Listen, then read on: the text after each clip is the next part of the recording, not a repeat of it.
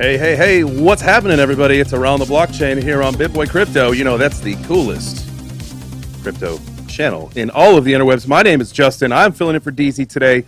Something about getting his eye shot again, not with like anything bad, just a needle. He's got to fix that problem. So it's Around the Blockchain.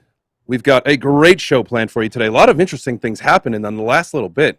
Today's kind of a busy day in the crypto world. So look forward to getting into it. Who do we got on the show today? This guy's looking for the next Sheeb, and he wants you to help him find it. It's Altcoin Daily. Apparently, this guy's a paintball wizard. Jebb, I would like to know more about that. He's got the coolest trade station in all of this space. It's Mega Crypto, and it's Mr. Mariachi Man himself, Ben Armstrong. If you didn't wish him a happy birthday yesterday, if you're in the chat, just drop him a happy belated, please.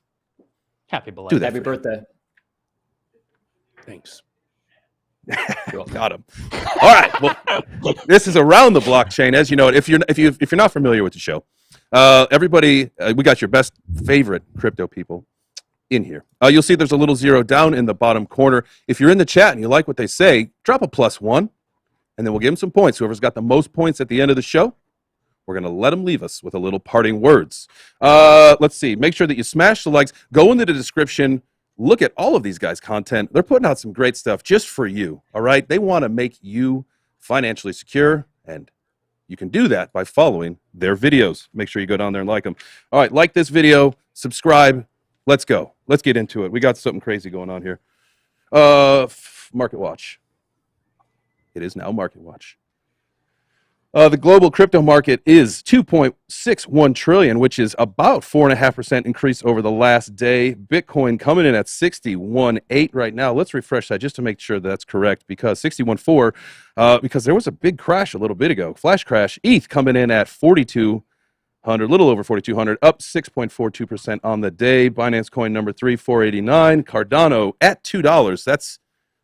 That's a good buy zone right there. Anything under $2 or right around it, we like that for Cardano. Let's see. Let's look at some big gainers today. Decentraland, Mana. Ooh, the Metaverse is heating up. Dogecoin, Polygon, Engine.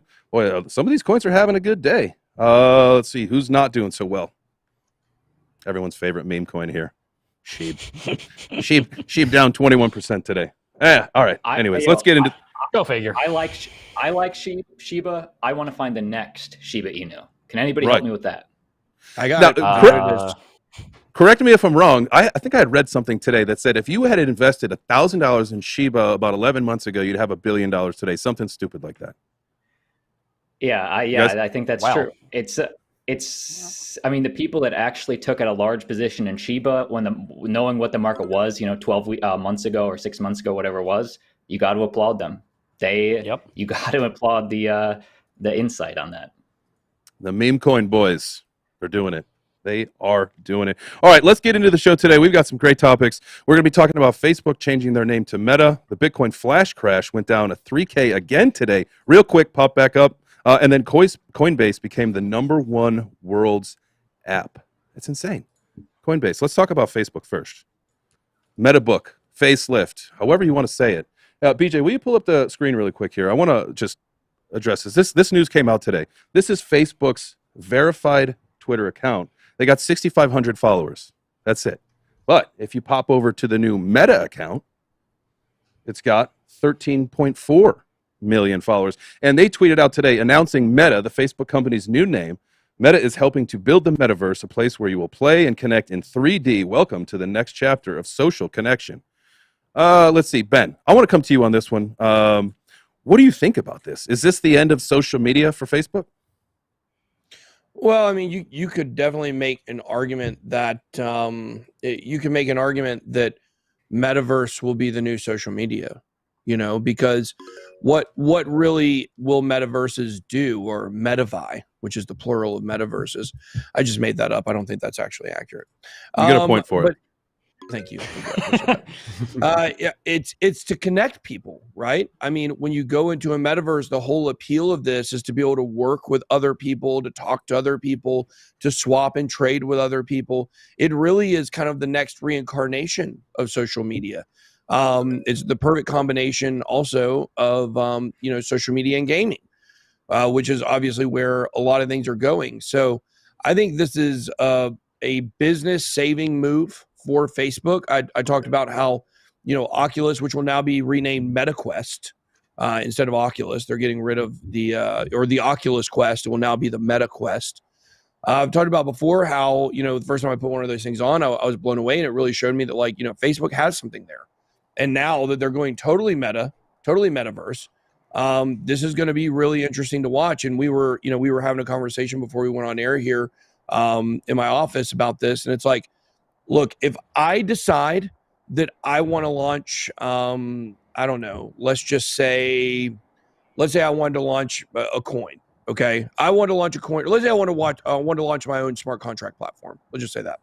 If I wanted to launch my own smart contract platform, and someone who has 100 subscribers wanted to launch their own smart contract platform, who's going to be more successful, at least in the short term, in gaining traction? We could have everything could be the exact same. Everything could literally be the exact same. But we have so much more attention on this channel that we can bring awareness to things to push them forward. That's how it is with Facebook in this metaverse. Okay, are these decentralized ones better? Yes. Do I think ultimately one has the opportunity to win out? Yes, I believe that it can. Okay, but Facebook will not fail with this. They've got too much attention, too many people watching them, too much of a head start. They've got such a head start on other companies. They own the Oculus. I mean, that's huge in itself. That this is going to be really, really big for Facebook. The question is, how are they going to steal our information and data through the metaverse? That's the new question we need to be wondering. Ben, I can throw this question back to you, or if anybody else wants to answer it. You said like they've got the head start, but they've also got a dirty name. How do they have the advantage with? Not anymore. They got a new name. but people aren't stupid. I mean, people. They'll forget. They will forget, but not in the interim, right? Well, look, rebranding has been a wildly successful strategy for a lot of places. I know there was if you look at Amway, for instance, Amway, it was basically a giant pyramid scheme, right? And it got to the point where it was untouchable, and it was like multi-level marketing. Where if you said you worked for Amway, now this was kind of like, I think I was a small child, so I wouldn't have remembered this, but but they now have the Amway Arena. So I guess the name has been cleaned up. They changed it back, whatever it is. But Amway, nobody wanted anything to do with it. It's like if somebody came to you and said, oh, I work with Amway, like you knew it was multi-level marketing, you didn't want to do it. And it got to the point where they couldn't market anymore because their name was so bad. So they changed the name. I can't remember what they changed the name to, but when I was 18 years old, like I went to this guy's house to measure for a roof because I was working for a roofing company at the time. And he was like, oh man, cool. I got to show you this thing I've got. I was like, okay, cool. So he gave me his multi-level marketing pitch. He's talking about me driving like an exotic car and having so much money, selling all this stuff. And I'm 18. So I bought it all hook, line, and sinker, And so I went and told my mom. My mom was like, it's weird. I've never heard of this company, but it sounds just like this thing, Amway. And so she started looking into it. Turns out like they had just rebranded and changed the name. Sometimes that's all it takes is changing the name, and people no longer associate all that negative stuff with it. So the fact that they're changing their entire name to Meta, I think this is really bullish for them. It's a really smart move. I tell you this, if I were in charge of marketing for Facebook, I would do it. I mean, that's like, this would be a plan I would come up with. The Facebook name is so bad, you got to throw it out the window. I think that do you think the average person today knows that this even happened? No. Nope. I think it's all pretty new. I mean, they will probably figure this out in the next day or so. But for now, not the average person. Not the average person. The average person does not pay this close attention to social media and what in rebranding and the actual like business of Facebook. Most people aren't going to realize this happened. They're just going to one day they're going to go log in and be like, Meta, what is this? And then when you think about when you have newer people coming, like, do you know what Facebook's number one targeted demographic is right now? Old people, gotta be preteens. Other countries. Oh. Preteens is their age demographic. That is what they want to go after. Yes, that's what they want to go after. Why? Because it's the future. Yeah, absolutely. Yeah, why? Because kids do not use kids. He's actually a teen. He's not a preteen. Okay. Yeah, listen, not 100 like Ben over here. I'm 39, Jeb. Thank you. I am old enough to be your daddy. Oh, okay. Or your daddy, if you will. You're old enough to be my great-granddaddy, is basically. Oh, spicy. All right. Jeb said he wasn't going to get spicy today. I like that. Yeah, somebody take Jeb off the show. Somebody cut him. Cut this guy. But This is a really important conversation, though, because you want to hit me with your newspaper and tell me to get off your lawn, Ben? I'm sorry. He's salt and peppery. Wow. Altcoin Daily. Ben, unless you got no, I'm not done. Okay. I'm not done. Jebb is really trying to throw me off my game. I'm trying to hold back. Like, at what point do I tell him I actually am his father? That's what I've been trying to figure out. Oh gosh, yeah. So here's the thing, though. There was a Wall Street Journal report just a few months, about a month ago, that came out that said Facebook was targeting preteens. They were even going to the extremes of figuring out how to integrate Facebook conversations at play dates with mothers to try to get kids involved in Facebook. Young people hate Facebook, but they also don't know anything about it because they've never used it. All they know is this is what my grandparents use. This is what my parents use. This was early social media. They look at it the same way we looked at MySpace a few years ago, okay? So this is a demographic they're going after. Well, how can you go after that demographic? You change your name, you rebrand, and now as teenagers are growing up, they're hearing Facebook, but they're seeing Meta, and they're not associating them together. It's a way to clear the slate for the new generation of people coming up. I like that. I like that a lot. And that actually takes me to the next question. Altcoin Daily, I'm going to bring it to you. Cleaning the slate. You know, Facebook's under heavy PR nightmares and litigation, lawsuits, all sorts of stuff. What role do you think that this plays in some of those court cases, or this, the trouble that they've gotten themselves into? What does this play into effect of that? Legally, I'm no lawyer, but I assume the same precedent. But from a PR standpoint, I think the saying is you can't make 100 million friends without going through a few name changes or something like that. But generally speaking, I think that like when I was a teenager, like Facebook was just created. Like the cool move when I was a teenager was to dump Facebook, dump MySpace, and check out this cool new thing called Facebook. Way cleaner, way better. People liked it more. Teens today, the cool thing is to never have a Facebook, never get on there.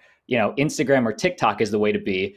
So Facebook jumping into the metaverse, that's them trying to, it's smart in every single way. The only thing I would say I don't like about it is it's Facebook. But in every single way, it's a smart move by them to jump into this field, be one of the first in the space, because being in the metaverse, getting involved with blockchain, that's cool. That's cool to me. I think kids are into cryptocurrency. I know kids are into cryptocurrency. So, in that way, Facebook is staying ahead of the pack. And I think it's all good. The name change is obviously, I think it helps. From a PR standpoint, it definitely helps. Absolutely. Bugra, let me ask you this. As far as, they were trying to come out, Facebook was trying to come out with their crypto. It was Libra, and then it changed into, who even remembers what it was called? Now, with them switching over to the metaverse, obviously, you got to tokenize it, I'm sure, in some way. How are they going to monetize Meta?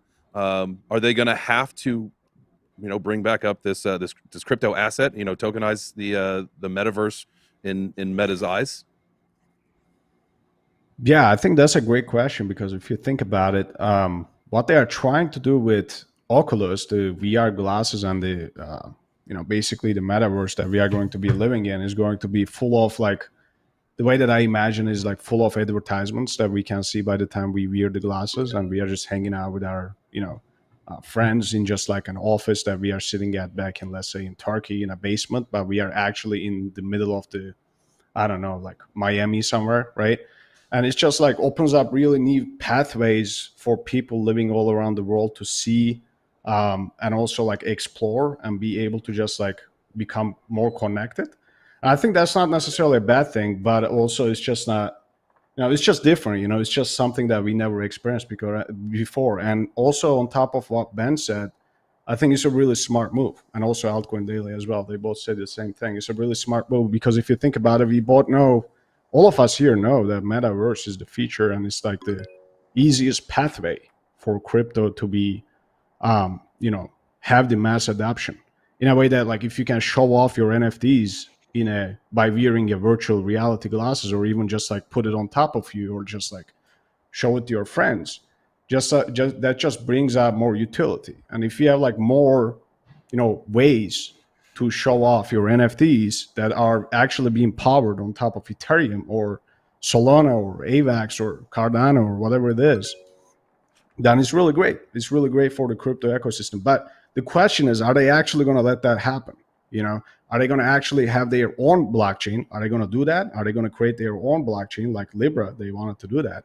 Or are they just going to, you know, basically adapt into what we currently have right now? That's going to be the ultimate question. And if they are not going to, you know, let us choose our, you know, blockchain platform, or actually implement all of them somehow, then it's just not, it's just different. You know, they're just trying to own everything. They're just trying to own the entire world because they have the attention now. They have the, you know, like, you know, people at younger ages, and that's just who they are going to be running the world after like 20, 30 years. So if you actually get their attention and make them get hooked up onto this new kind of virtual reality, then that's just tremendous power. And if you have that in one company, they can actually rule the entire world because now they have the attention, just like they do in Instagram and Facebook, and they can just like make so much money with it. So it's such a great move, you know. Go for it. And one more thing to add, like we've seen the proof of concept with play to earn games, Axie Infinity. I remember, you know, when Facebook first got this farm bill, I had friends in high school that would wake up at 2 a.m. to water their crops because they wanted the points or whatever you got with farm bill. Like Facebook is going after the preteens. I just learned today. I know they're also going after developing parts of the world or not those main countries, people that are logging onto the internet for the first time. That's huge. If people are already playing games on Facebook and a play to earn model can be integrated into those and people can actually make a living in the metaverse, in Meta, in Facebook. So for me, that's another value add or potential revenue stream that Facebook can probably dominate in. Absolutely. Looking forward to see where this all goes. All right, let's shift gears into something I know a lot of people want to talk about. I specifically want to hear from some of you guys on this next topic this afternoon. But before we do, actually, make sure that if you're watching live, make sure that you like the video. I'm seeing about 5,500 viewers with 1,000 likes. Just like it, for these guys' sake. They're up here working hard for you. All right, so shifting gears, this afternoon, Bitcoin flash crashed yet again from 61,000 down to 57,000. And I checked Whale Alert on Twitter right after it was happening to see what was going on. Hundreds of millions of dollars were moving around. Would like to figure out, you know, from you guys what you saw, what you know. I mean, when I say hundreds of millions of dollars, we're not only talking about Bitcoin. I mean, it was ETH, Tether, a lot of different coins. Now, yesterday we saw another dip from 61 down to 57. The day before that, we had a couple 2K dips. And then a bunch of times last week we saw this happening. My question is, let's see, Jeb, I'm going to talk to you first on this one. What are the charts saying? Cool. What are you seeing with these massive dips? Is this anything other than manipulation? Yeah, I mean, there's more to it than just manipulation. Can you see my screen? We good here? We're good. Yeah. So I am on the minute chart on Bitcoin right now, and you can see the Bitcoin flash crash really hard at 2:38 Eastern today. In 2 minutes, Bitcoin dropped 5.2% from $60,900 down to $57,700. And you can see we recovered very quickly. And there's a few things I would take away from this. Number one, this was a telltale liquidation event. This is only going to happen when you see massive, I'm talking huge amounts of money get sold on the market. So in my opinion, this is a liquidation event. I'm going to show you some stuff about that in a second. But the thing that I really want to take away from this is that Bitcoin was kind of plateauing up here around 60,000 to 61,000. And when it bounced, it actually bounced and rallied way back above where it started. That's a good sign, because it means that the bulls were able to recover that. But the thing I also want to show you is over here on bybt.com/liquidation data. You can see in just the last 4 hours, which this happened less than 4 hours ago, over $100 million has gotten wrecked. And if you scroll down on this website, I've already set it up. You can see that over the course of just 10 minutes when this happened, there was $24 million worth of liquidation, as you can see here on the tooltip, at about 235, and then moving on to 240, there was another $23 million worth of liquidation. So basically what happened is that there was a gigantic liquidation event. A lot of people got completely wrecked. They were probably over leveraged. They probably saw the dip that we saw happen yesterday and the bounce, and they probably got into a lot of long trades. I haven't been looking at a lot of the whale stuff. I was in a business meeting with an attorney when this happened. I got a text from one of the people on my team about it. What it looks like happened to me was a massive liquidation event. A lot of people got annihilated. Here's the takeaway I would have from this. The fact is, it's already happened. A lot of people have gotten messed up. But the thing that I want to take away from this is that Bitcoin managed to not only recover back to where it started, but it actually recovered above where it started. The fact that Bitcoin recovered back above where it began is actually a very bullish sign and indicates that the bulls very well may be in charge here in the shorter term. And so this kind of just proved to us that, yeah, the bears are strong, but the bulls actually seem to be one-upping them a little bit. And the next few days may be bullish as a result of that. Absolutely. I felt like I was back in Chicago there talking about the Bears and the Bulls. That felt good for a few minutes. All right, so we all know that Bitcoin's long overdue. We're overdue for blasting off, somewhere between the 70 and 75K range in the short term, and obviously on our way up to 100K. We're all preaching it, expecting it, planning for it, all this stuff. But as we start to play with these all-time highs and we see this extreme volatility happening, Ben, do you see this as being bullish when we're seeing these sharp dips, but then a really quick correction? Well,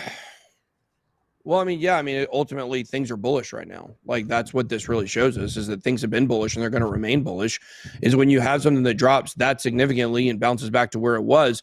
But I think it's more important here to, talk about, well, first of all, like, show me you don't know anything about markets by showing me you don't know anything about markets. That would be when Jebb said it's not manipulation, it's just a liquidation. What do you think? Okay. What do you think liquidation events are? What do you think that is? That's straight manipulating the price down to liquidate a bunch of people to free up to a certain direction. But I didn't say it was. Hey, to clarify, I did not say it wasn't manipulation. I just said I haven't seen anything to say it was manipulation yet. I didn't say it wasn't. How could you not say from a flash crash like that it's not manipulation? Especially when you consider, because somebody could have went and dropped $10 million on exchange because they got out of Bitcoin.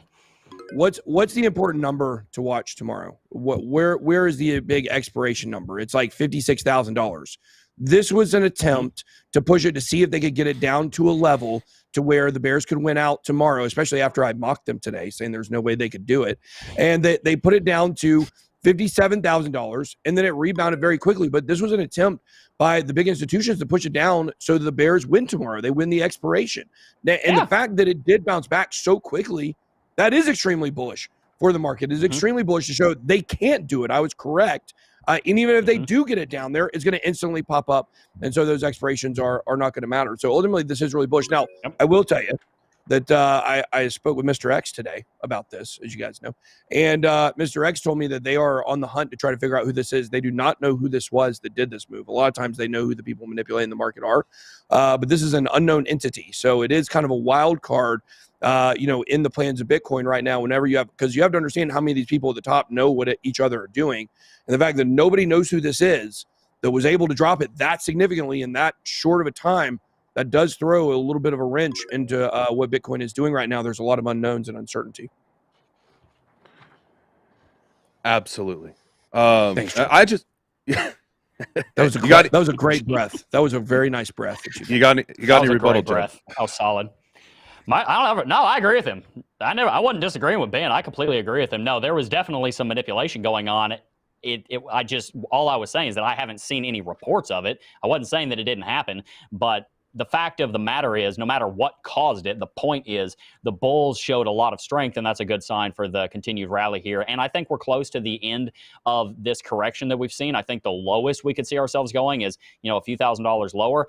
Don't clip that because I'm saying that we're not going to, but, I think we're very close to the bottom. Somebody's going to clip that and post and say, Jebb thinks we're going to crash. That's not what I said. Don't do that. Yeah, our clippers already clipped it. Check the social media. Should be out in 10. No! It's already live 10 minutes ago. Don't you credit for calling me old, whippersnapper? All right. He's waving around his newspaper again, guys. Get one. Nice. Hey, that was a direct hit. Nice shot. Direct hit. That was a direct hit, yeah. All right, let's move on. We got the last 10 minutes. Let's talk about the last topic. This is about Coinbase becoming the #1 app. Coinbase did climb to the top of the Apple App Store in the U.S. On Wednesday, currently above TikTok, Instagram, YouTube, and basically every other app you could imagine. We saw it yesterday while we were live that Coinbase experienced downtime during the speculated link to the Shiba Inu pump. And, of course, SHIB did hit another all-time high. Bugra, mega crypto. Would you consider this to be mainstream adoption, seeing Coinbase at the top of the App Store? Yeah, I think it's really great to see. I mean, just like having more and more people coming into the crypto space, either with SHIB or Doge or whatever it is. I mean, just everybody's talking about Shiba. It's so like interesting to me that like just people are buying like these meme tokens. Like it just doesn't make any sense, but it also does, in a way that we have seen it in Dogecoin. I don't know, like it's like really insane to see a meme token to be at the top 10, but also they have some utility too. It's not too bad. I guess it's good for Ethereum, so it's not too bad. But the people just forget to hold a Bitcoin too. That's another thing, right? So they just buy like Shiba.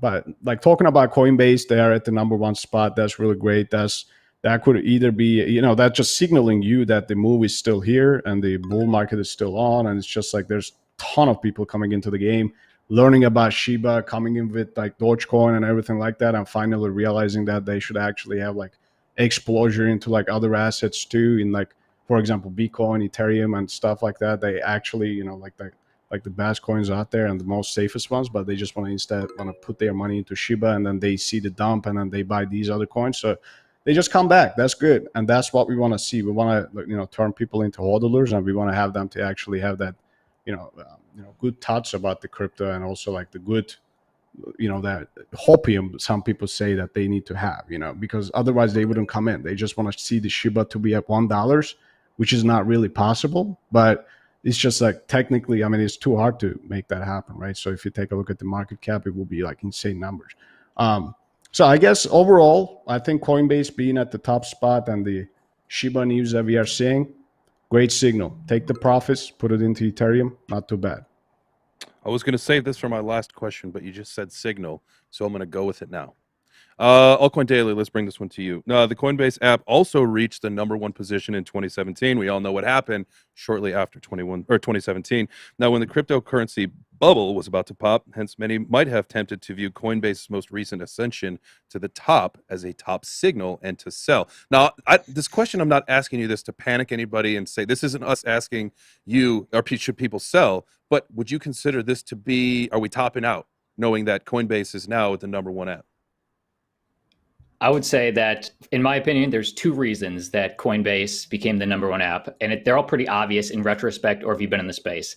Number one, channels like Altcoin Daily, Big Boy Crypto, etc., were screaming when Bitcoin had that 50% dip to 29K, 30K. That guy's probably a great buying opportunity. The on-chain fundamentals show that we're probably going a whole lot higher, but nobody wanted to buy when Bitcoin was dipping lower. Now that we've crossed all-time highs, much like when Bitcoin crossed 20K back in the beginning of this year, that's when it got back on people's radar. People want to buy. The FOMO kicks in when Bitcoin crashes all-time highs, even though the best time to buy is when it's lower.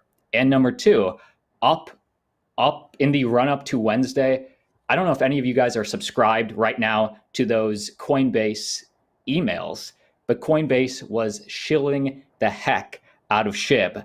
Last chance, get in. We offer this on our platform. It's only this price right now. Close to what, in my opinion, looked like it could have been any of those spam bot emails that people throw in the comment section, or you'll get emails that are obviously clear scams. Coinbase was just excited about SHIB. They have it on their platform. I don't think Gemini does. I don't think a lot of other regulated exchanges do. But you could buy it on Coinbase. So for me, that is the reason Coinbase reached #1 in the App Store. Is it a top signal? I don't think so. I'm basing that on the on-chain fundamentals. Nothing fundamentally has changed. But for those two reasons, I think it's trending as #1. I think we have a lot of upside based on all the reasons we talk about all the time, but nothing wrong with taking profits. I think it's a top signal for SHIB for sure, but I probably would have said that a week ago and it still went up. Absolutely. Always good to take your profits when you feel comfortable, or when you're positioned that you think that it's time for you to do so. Let's see, Jeb, I'm going to come to you on this one. So speaking of SHIB, the daily trading volume reached 5.1 billion on Coinbase, which is about 5 times higher than that of Bitcoin or ETH. If you had to put a number on it, what % of people who download Coinbase for the Shiba purchase thought that they were just getting a blue chip crypto? Probably a lot of them. And the reason is because a lot of people get into cryptocurrency through these meme coins. And look, I am a staunch proponent of not investing in a meme coin after it's already rallied. I think it's not a terrible idea to have a little moon bag in one of these little tiny meme coins that hasn't moonshot yet, because you got to admit, they do pop off like popcorn kernels and make millionaires. There's nothing wrong with having a little bit of money in it. But now that it's moonshot, it got everybody talking about it. And you see this, Coinbase goes to #1 on the App Store. Everybody says, oh, Coinbase, that has to do with crypto, right? Oh, I could buy Shiba on there, I bet. And then they click it, they buy it, and then they get in it. And they probably do think it's a blue chip stock, essentially, in cryptocurrency. The thing that you got to realize is that people come over to cryptocurrency and they don't know anything about crypto, so they invest in the first thing they hear about. And they're like, oh, this is really cool. We must be moving into the meme economy. Let me go buy Shiba Inu coin. That's what everybody's talking about, right?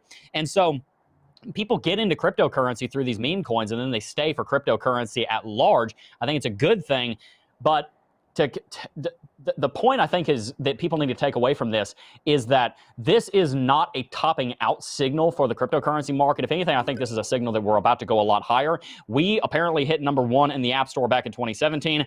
I don't use iPhone, so I did not know that, but apparently it did. Back then when it did that and we were topping out,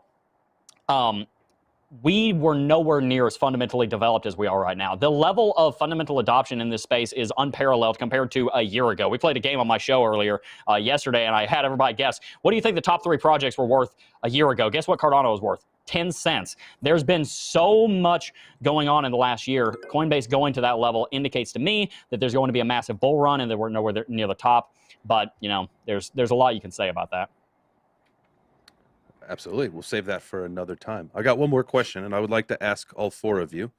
We do, and before I ask you the question, we do have a new feature here on Around the Blockchain, which I think will come in handy for some of you long-winded folks. If you start going a little too long, we can now hit a button that gives you 10 seconds. We call it the shut up timer. So if I'm gonna start this. So everybody gets 10. You only get 10 seconds to answer this question. So you can either give me a 1 word or you can go on, but you only get 10 seconds. The question is, for a beginner app, what do you recommend to noobs trying to get into crypto? Is it going to be Coinbase or Robinhood? Altcoin Daily, I'm going to start with you, and your time starts now.